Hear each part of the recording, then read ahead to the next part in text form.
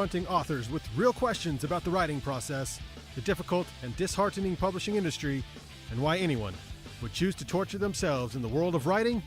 This is the Literally Podcast with your host, writer, runner, and the literary voice of Ogden, Utah, Case Johnston.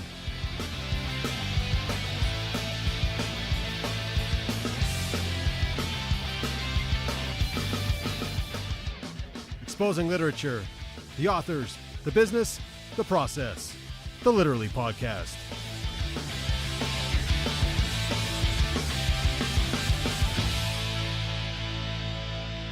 This is Case Johnston. This is the Literally Podcast. We're broadcasting from my home in Ogden, Utah. Today our guest is Tabitha Blankenbiller. We're going to discuss her book, Eats of Eden. We have a co-host with us today. It's Sian Griffiths. Hello. And we are going to dive right in and ask Tabitha, first off, just because if you want to read the book, there's a lot of recipes. There's a lot of talk about food. What did you guys end up doing tonight? Because we get to see, as readers, what Tabitha and her husband Matt eat quite a bit at their home. We learn about their staples. We learn about the things that they experiment with. So what was tonight? Was tonight one of those nights where you pulled out the one of the dinners that are easy and quick to go? Yeah, tonight I was thinking things would be super easy because I told them, hey, I'm doing this podcast and not going to be in the kitchen very long.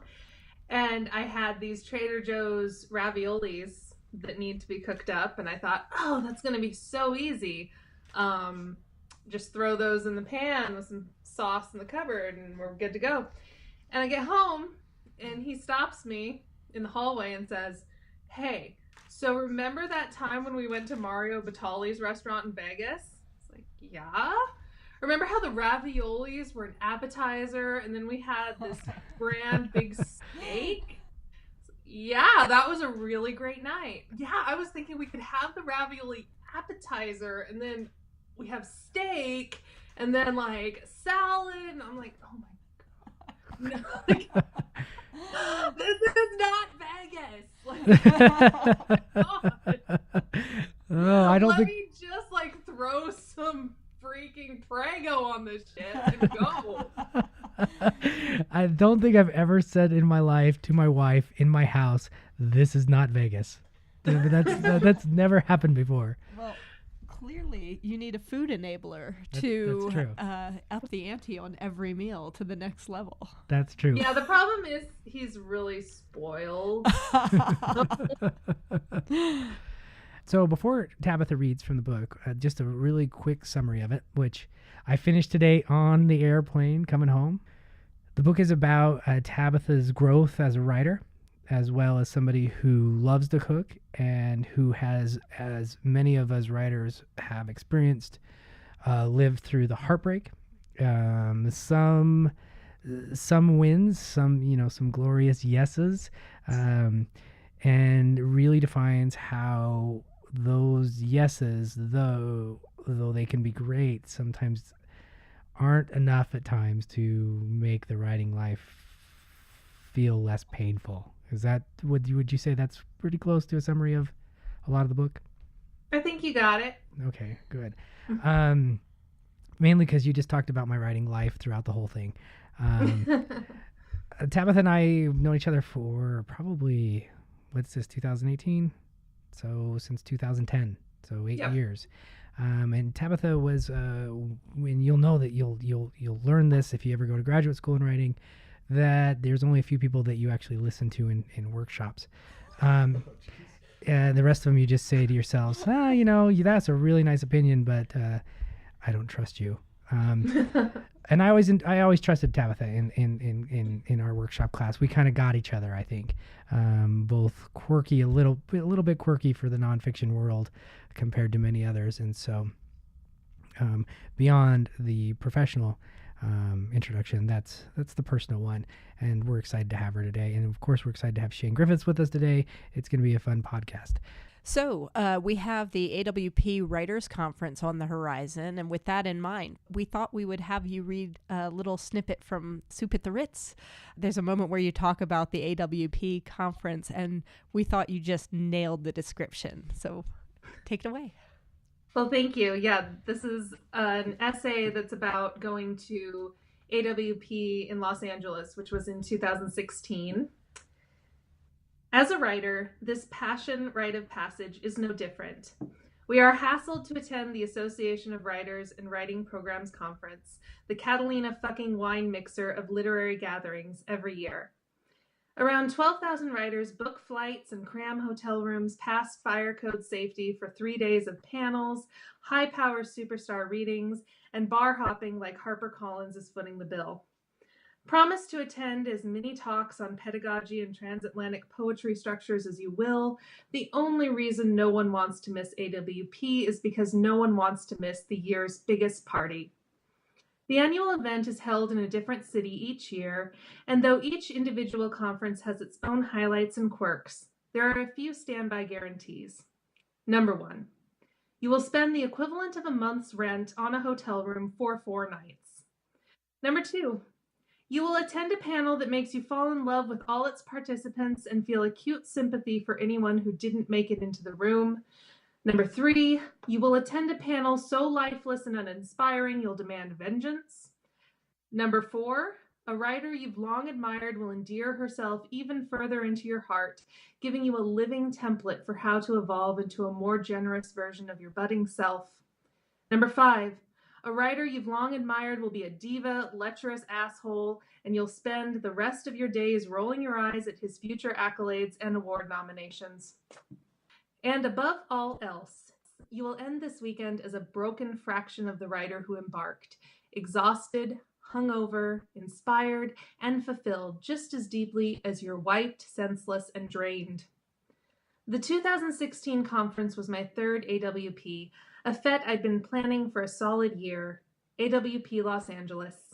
I made the reservation at the chic JW Marriott Conference Hotel as soon as they opened up the room blocks. I then called the reservation line quarterly to ensure that they hadn't lost my room in a booking fire. I wrote up a panel proposal on one of my most favorite tortured subjects, body image, and rounded up people much smarter than I to buoy it up into an acceptance. I played it pretty cool when I was asked to read for 5 minutes alongside other shinier writers and narrowed my talk down to one of my favorite essay slivers. I set the days of the conference out on a grid I'd sketched and listed the obligations of each. The reading, the panel, the night of so many off-site events. I assigned each box 2 outfits, one for daytime that I could walk in, and my favorite fussy dresses with matching heels and necklaces for nights out. Is it that formal of a thing? Matt wanted to know, tallying suitcase weights in his head. You need a different dress every night? It's just, I want people to see the best version of me, you know, I tried to explain. Most of my writer friends lived in other time zones. Their best recollections of me surfaced through Instagram pictures and my Twitter avatar. If I didn't look like the girl in the living slideshow, I'd be a disappointment. At Tabitha Tabitha wears matching ModCloth ensembles every day and makes fancy crusts for her pies and keeps fresh cut flowers on the table. I wanted to live up to my feed. I didn't want to be ordinary. I didn't want to be boring. I didn't want my game found out.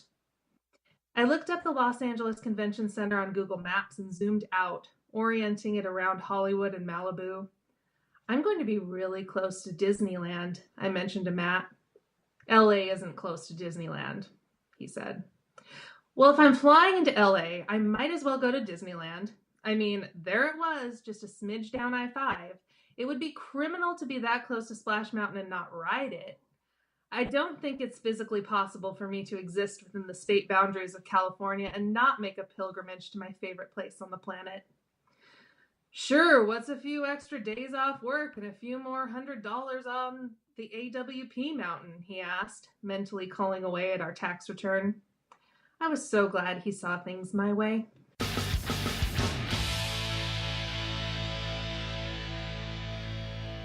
Lucky enough to follow you on social media and know that the outfit grid has already been planned for this year's AWP as well. It's already been packed.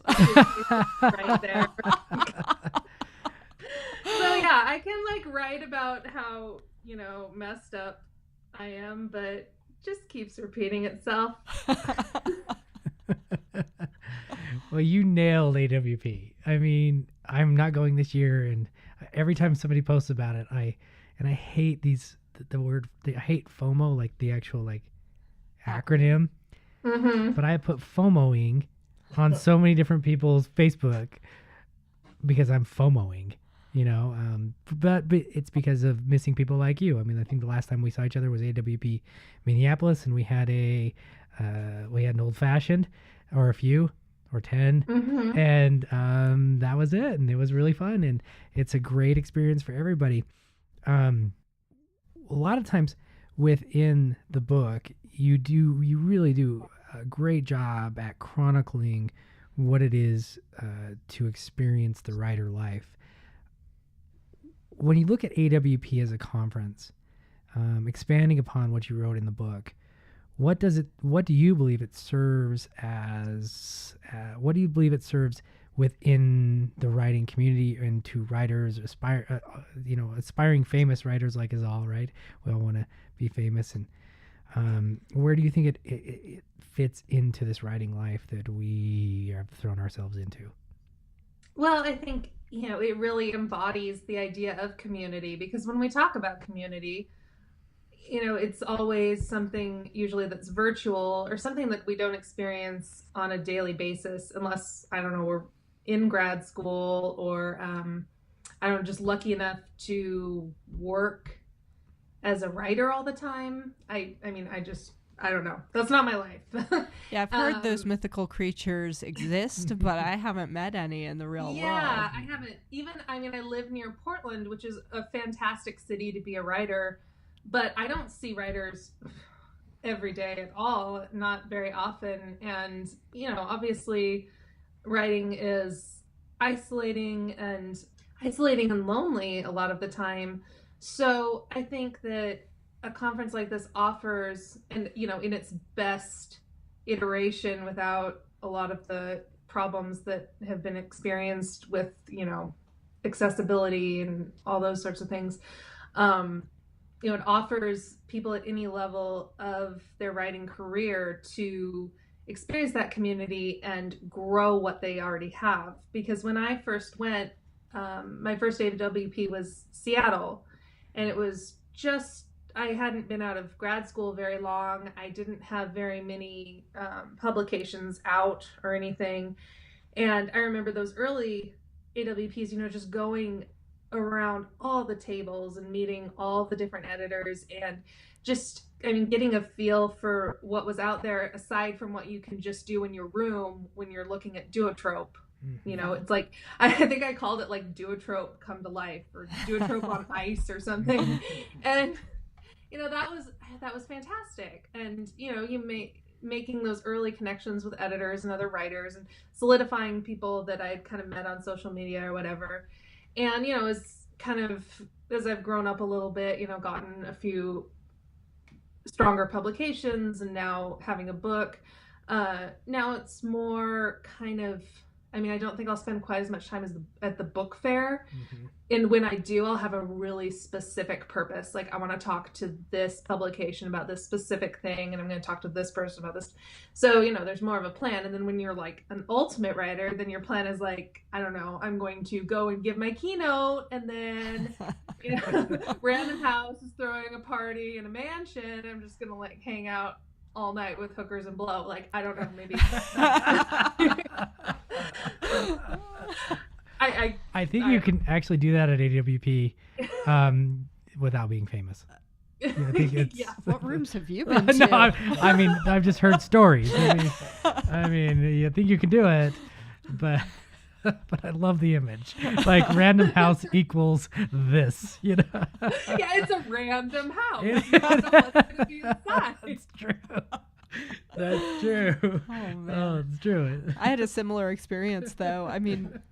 With hookers and blow, or is that no, okay. No, full stop. No. The first time I went to AWP, I was still in grad school, and it was in Atlanta. I was at University of Georgia, and so nobody from graduate school really wanted to hang out with one another because we all knew each other already. And so there's this goal to go meet people. And I think I just circled the book fair looking lost for it basically from the start of the conference until it ended, like clinging to any table that would talk to me.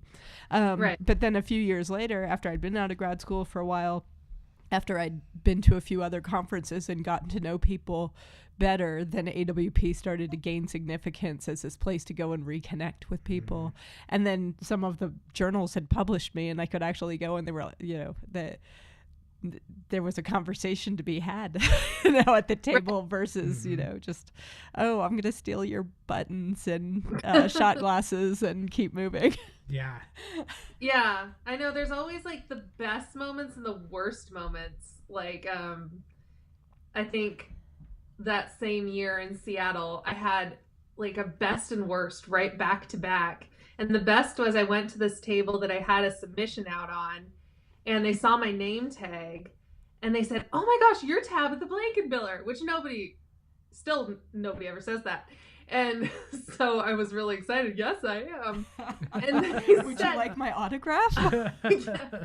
No, they accepted my essay in person. Oh, that's and awesome. It was so cool. It was amazing. And then I'm feeling great, and I go around the corner and I go see a publication that I was very proud of that I had gotten recently, and I was introducing myself to the editor there, and he just like stared at me. Oh, no. No words. And I just kept vomiting up thing after thing. I was in your journal. I really like your journal. It's so nice to meet you. I mean, he just stared me down for like 5 cold minutes until I walked away with no pen and no pin.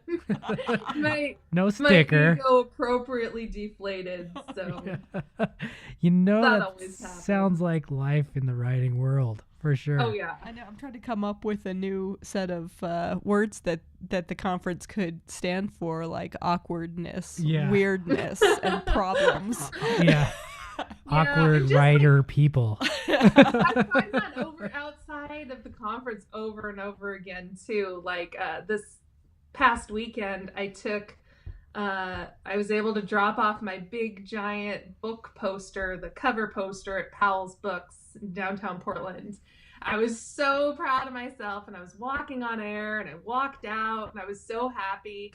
And I'm standing at the crosswalk waiting to cross, and I hear this woman behind me, and she says, "Are you really excited about your book?" And I was like, oh, how did she know?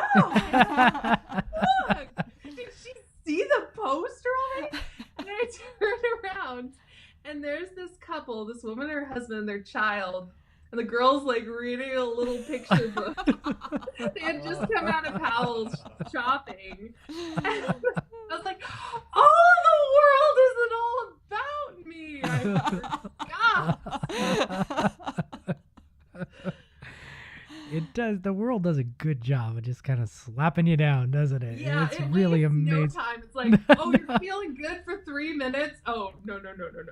I think that's one of the things that your book really shows so well, is this constant struggle between, like, here's the writer me, this vibrant, creative person doing all this rad stuff, and here's me in the world where people forget that I'm an awesome, vibrant, creative person doing all this rad stuff. And right. Yeah. And the reason that I think that happens is because I have a day job that is completely unrelated to writing or being it's marketing. So I guess technically it's being a creative person, but it's not the same in any way. So yeah, I'm just, I'm Tabitha. I'll make you a friggin' PowerPoint if you email me. Well, I think you show it brilliantly even in your home with you and Matt, your husband, where he's like, wait, what is this? Why is this important again? Like, why?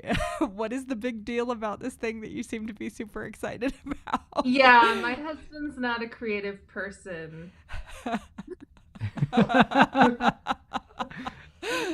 He seems to support creativity well, but he also seems baffled by it at the same time. Is that it, or is that just me reading No, that's absolutely true.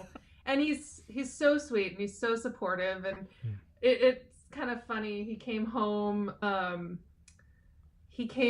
he was telling me about how he had kind of described my book to his coworkers, and it involved like a lot of bashing Amazon. he was like, she didn't just like put this up on the Kindle. Like, somebody actually printed it. Because I guess somebody like had a cousin who was like writing romance books, and he's like, nah, she's better than that. That's hilarious. And yeah, he knows like certain things. Like I got an acceptance for Tin House not too long ago. Oh, that's a biggie. Yeah. Yeah, he knew. Congratulations. Like, I mean, luckily he's like absorbed enough to know like, oh my God, Tin House, we're gonna have cake. But yeah, I think Tin House warrants cake and whiskey, or no, yeah. cake and bourbon. Yeah, he's a bourbon drinker. Well, and there's the restaurant too. Yeah, the restaurant. So we get a lot of moments in the book that we get Tabitha and Matt, navigating their different strengths in this world. And if you want to see like a very honest, authentic look at what Tabitha's like talking about here is two people in a marriage. One is very creative and one is not in the creative fields. You'll really enjoy the book. If you're a writer and your spouse, your partner, whatever it may be, is not a creative, Tabitha does a really good job at showing this conflict in a world where, as creatives, we expect everybody to understand what's going on in our spinning brains, and at times we get angry. We're like, how are you not seeing this in my brain, right? And the book does a great job of chronicling this kind of not only marriage, but cultural kind of dynamic of how we see creatives. And so super cool that way. You were talking about the dinner. Was it the Oswego, maybe? Oswego? Oswego Grill. Yeah. The finest that South Portland has to offer. I will take you at your word on that, because I know nothing about Portland restaurants. Basically, yeah, it's a restaurant for people that aren't adventurous or invested enough to drive to actual Portland for real good food. I keep telling Brandon we're making a road trip to Portland with the van, and we're going to do quite a trip. So you're on the list when we go, and maybe Lake Oswego Restaurante might be a part of it. Maybe we can stop at the Cracker Barrel too. I've heard it's good. Yeah, something. Why would they sell their biscuit mix in the store if it wasn't good? That's right. True. And can't you buy toys in the lobby there? I mean, what's not to love? Yeah, I guess I should say, I live in suburban / rural Portland, not even Portland. So that's kind of another point of kind of the conflicting image that I have, because I try to sell myself as a Portland writer, but I don't live in Portland. Portland is not very accessible to me. That conflict of like, where am I from? Am I from the city? Am I living this wild city life? Or am I from the suburbs and living a quieter life? Or am I from somewhere in between, or somewhere other altogether than any of these definitions? That comes through in essay after essay, I think. We were talking about the section with Matt there and the way Matt plays in the book. We were thinking about this in terms of nonfiction writers in general, writers who might be listening to the show, and how was that to navigate? Was it difficult knowing that your husband might read this book? His family would probably read this book as well, and that negotiation between like, how honest can I be, knowing that sometimes that honesty doesn't come off as well as the person might like their portrait to be. Am I phrasing that well? Yeah. Well, I mean, absolutely. As nonfiction writers, we deal with that with every person. Yeah, that like I want to show the fullness and richness of this person and all the complexity, but in getting that complexity on the page, some of it may not be the flattering parts of their life. And I know like probably that person might want only the flattering parts of them, you know, on the page. Did you have to did you guys struggle with that at all, or is Matt pretty much carte blanche, you can write whatever you would like? Well, I think that's, you know, an interesting question, and the honest answer is that he hasn't read this book, and he doesn't read most of my essays. I don't think he's read the vast majority of what I've written, and that's partly because he's just not a reader. It's not something that he enjoys doing, and I've kind of come to a point where I don't push it because I don't want that kind of interpretation. Because yeah, when you have someone who's not really into creative nonfiction, not really into literature, and then they see themselves on the page, the tendency is to immediately see the negative without looking to the full picture. Yeah. And this was really typified when I was in college, my undergrad college. So I was 20 years old. We were living together in an apartment, and I took a writing class and wrote this essay about how he left these squirt cans around our apartment.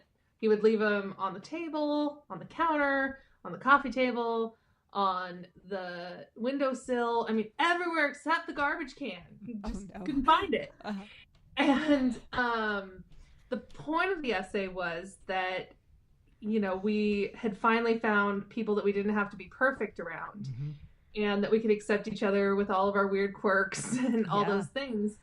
And I never obviously meant it to be a negative. Honestly, I just thought it was funny, you know? It's just like one of those things, like, why can't you find the garbage can? But I left, like, I got it graded from my professor, who's, oh, this is great. And I left it on the counter, and he read it, and he was just so hurt and offended. You know, why did you tell everyone you live with a slob? And I said, no, that's not what I said at all. Didn't you get the message? And he didn't. And he's an engineer by trade. He's very black and white, doesn't really see the gray area. So, you know, I would never stop him from reading something I've written. I don't hide it from him. I mean, there's like a box of 50 books in our house right now, and he knows where they are. But at the same time, I'm not pushing it. Like, could you read this?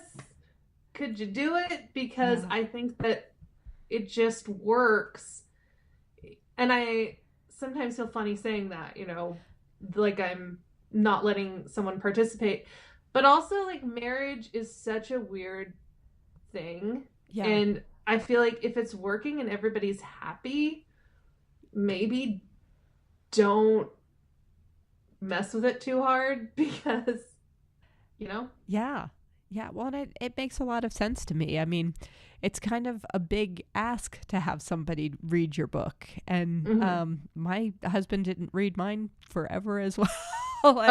And, I remember me feel better. So many friends were surprised by that, and they were like, why hasn't he read it? And I said, because I haven't asked him to. And well, why wouldn't you ask him to? I don't think it's his kind of book. And they're like, but he loves you. Shouldn't he love your book? No, they're not always the same thing. Yeah, exactly. And our spouses support our writing careers in so many ways.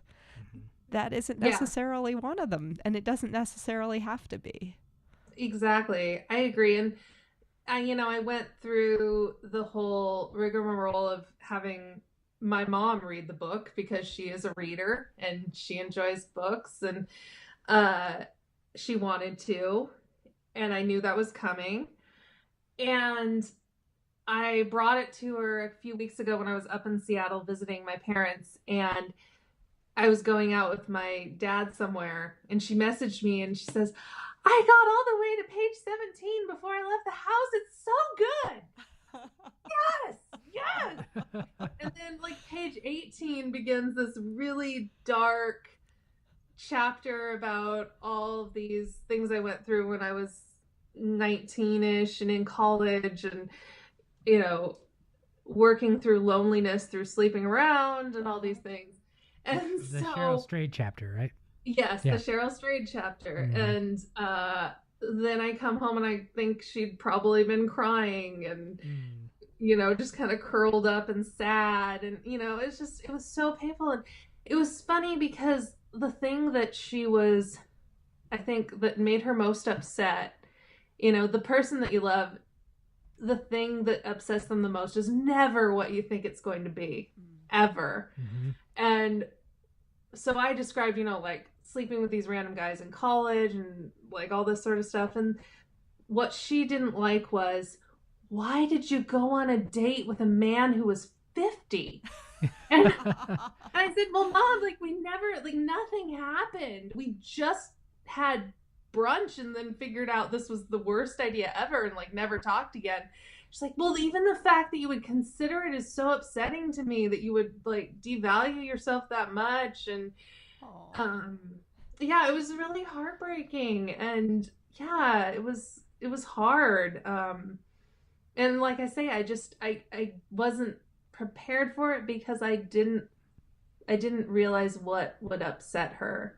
Right. And I have no idea what would upset Matt either. Like you said, you'll never guess at it. You'll never guess at it. You think these things, the one thing you think, oh, that's something I don't want to share. And the people who love you the most, the people who know you the most, I think they already kind of know the big things, and it's the little things that they think that you made it through without having to deal with, that hurts them the most. And I think that's like what you said with your mom. You're like, I think your mom probably already knew the big things one way or another. If you're in from the book, and your parents, they're just so wonderful. That it sounds like you have such a close relationship. I think your mom probably knew the big things already, as your mom. And it was the little thing that you thought to her would be nothing. Right. Yeah. But it's one of those things that hurts as a parent, where you say to yourself, I've already dealt with the large things, and then I got this little thing that I didn't expect to find. And I think as creative nonfiction writers, we play them up a little bit because we use them as a craft tool to serve as a microcosm for a lot of different things. And we use that one scene about brunch, like you said, to show a lot of different brunches or a lot of different men. And you're just using that one scene. But to the people who are in our lives, they don't see that as a craft moment. They see that as a very, very hard moment for you because you chose to write about it. But the truth to us is like, well, I could have written this scene in a million different ways to emphasize one thing within this larger narrative. But to them, it's like, well, why did you spend the time on that guy, And so, creative nonfiction, it's hard. It's really hard. Your mom comes through beautifully in the book as a whole too. And I sort of love watching the way your relationship to her food changes over time. And at first this sort of like, oh my God, she's serving Tillamook cheddar, yay, there's a place for this. And also maybe the pioneer woman, maybe she's not like the worst thing ever to happen to food. Brie Drummond. Yeah. We had a long talk over dinner about Brie Drummond. Shane has seen the show. And once. Yeah. So I haven't, and it's going to be Googled tonight. And I agree with Shane. Like, your mom comes across as just so delightful.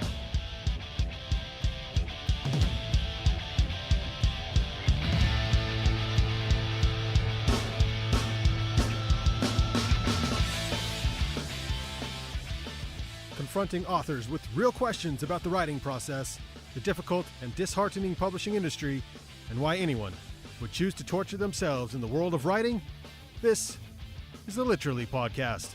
with your host, writer, runner, and the literary voice of Ogden, Utah, Case Johnston.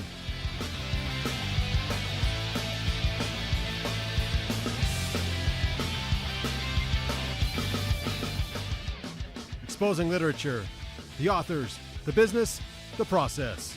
The Literally Podcast.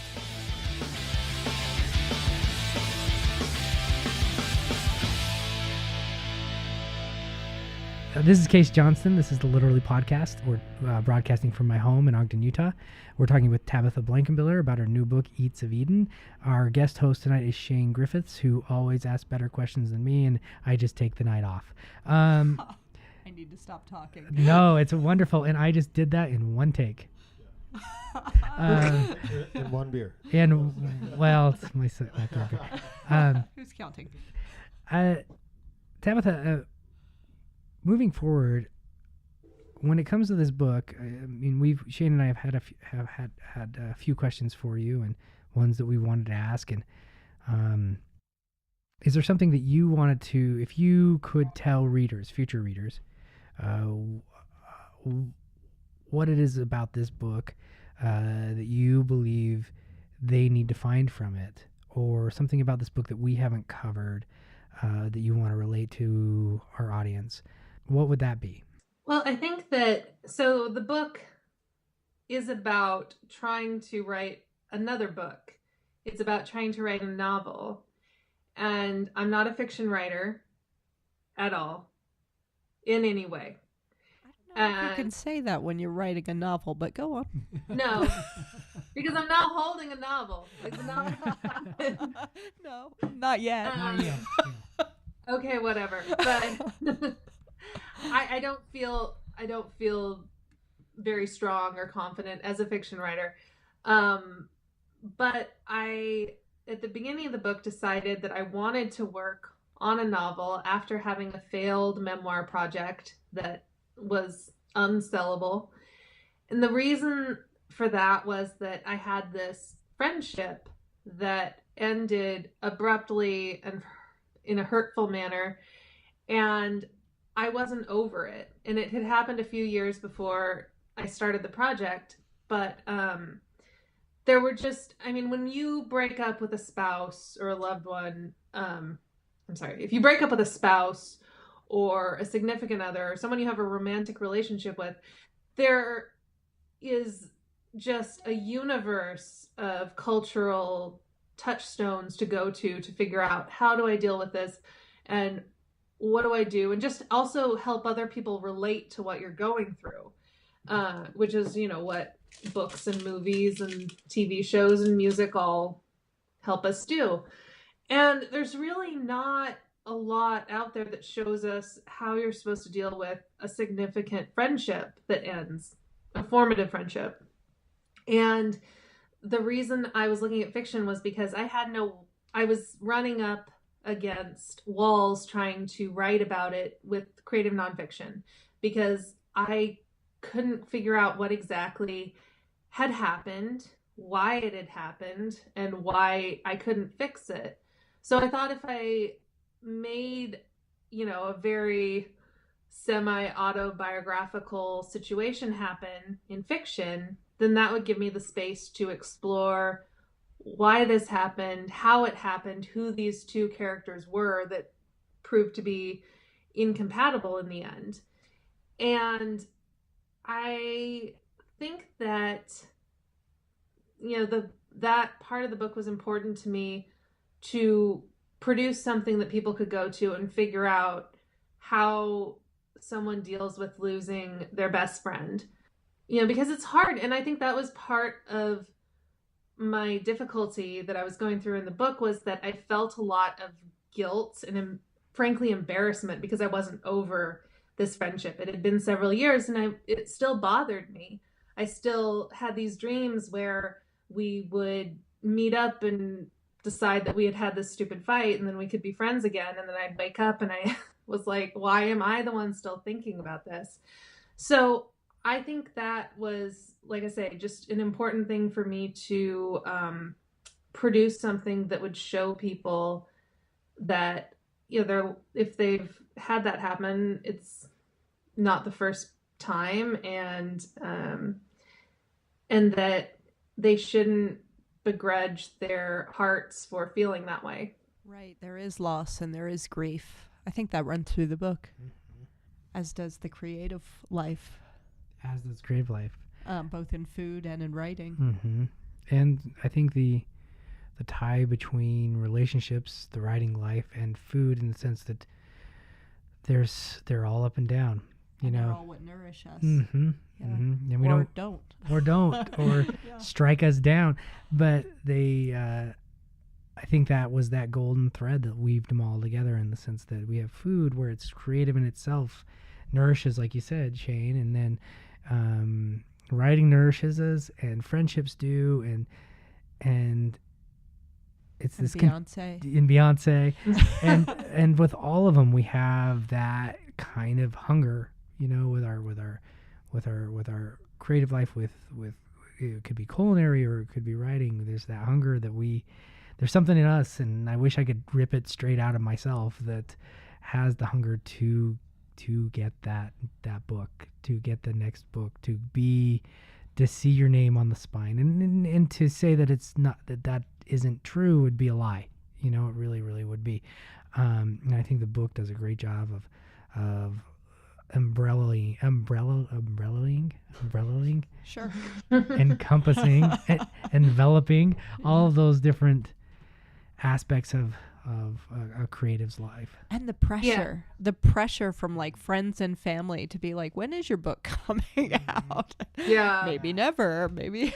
And now you're going to shift in, Tabitha. Welcome to the club. It's Shane and I are here to when's your next book coming out, which is, I think, worse than the first book. I think the first book was, people are supportive and they say, oh yes, of course, you know what's going to come, and then you get the contract and everything's great and it's wonderful. But I honestly, personally feel like the pressure for getting the second contract is worse than the first. So you're welcome to our group. Yay! Yeah. I'm so excited. And I think you're hitting on something that is important, and that is, you know, if you think about what I was embarrassed or nervous about writing or sharing, it wasn't, you know, none of the marriage, relationships, all of that didn't really bother me.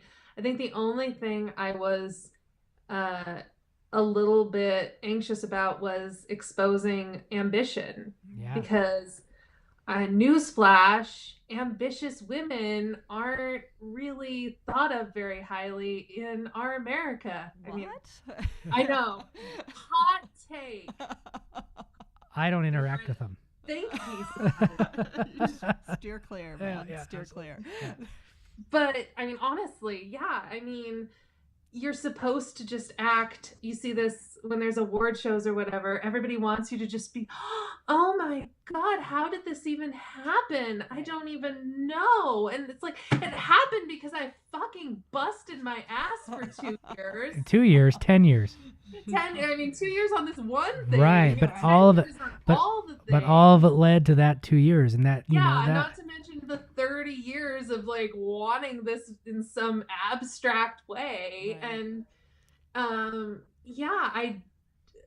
it's a little bit, I guess that's the only thing, you know, when you write the Goodreads review in your head, you know, that's the thing I always go back to, is people being like, oh my God, this conniving bitch, she just I want to have a book and you know, I mean, but honestly, that's like kind of the voice in my head, just, you know, those things we throw around, the conniving, the plotting, the, you know, the ways we describe, I guess, like Taylor Swift, you know, or like Lady Macbeth. Exactly. Ambition. Taylor Swift, our Lady Macbeth. Yeah, you know, the same. Yep. And, you know, my beloved Kanye, who I had to cut out several references in the book to because Alternating Current said it's too much. You bring up Kanye too much. I think it's totally unfair. But Yeah. I know that there's cool people out there that can maybe just, you know, let their writing fester until a cooler friend picks it up. But it just, how does this happen unless you're working hard and wanting it? Yeah, for sure.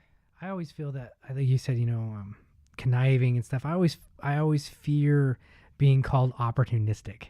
And that's always my fear. Like he's opportunistic, and well, no, I'm just trying. I'm trying to make a writing career like you define so well in the book. That, you know what, if I get an opportunity to help my writing career, I'm going to take that opportunity to help my writing career.